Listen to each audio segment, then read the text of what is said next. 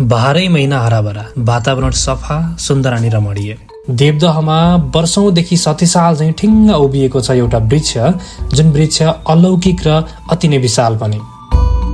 यहाँ पुग्नेहरू घण्टौसम्म त्यहाँको दृश्यावलोकनमा समय बिताउने गर्छन्। आत्मैदेखि शान्ति महसुस गर्छन् र हराउँछन् यही पाकडी वृक्षमा। त्यसैले त यस वृक्षलाई द ट्री अफ हेभनको उपनाम दिएको छ। यस वृक्षको नाम वृक्ष वरपरको स्थान पाकडीबाट राखिएको स्थानीयहरू बताउँछन्। यो वृक्ष मात्र एउटा जराबाट थुप्रै हाँगाहरूमा फैलिएको छ। यही पाकडी वृक्ष हेर्न दिनौं पर्यटकहरू गइरहन्छन्।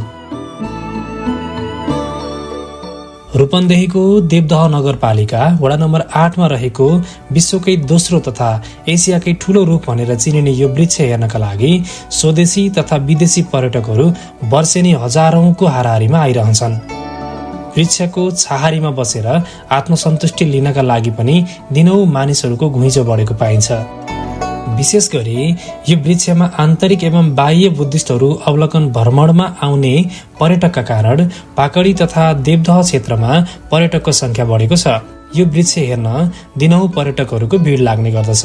पर्यटकहरू मध्ये पनि चिनिया पर्यटकहरू बढी आउँछन्। आन्तरिक पर्यटकको संख्या वृद्धिले पाकडी वृक्ष आसपासका होटल एवं किराना पसल व्यवसायहरू उत्साहित भएका छन्। हजुरहरू पनि पाकडी वृक्ष घुम्नको लागि अवश्य आउनुहोला। धन्यवाद।